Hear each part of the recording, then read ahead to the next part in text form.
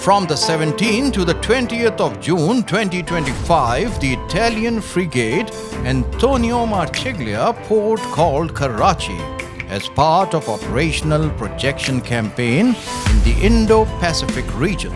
Italian frigates stop in Pakistan is an integral part of the strategic objectives focused on naval diplomacy activities.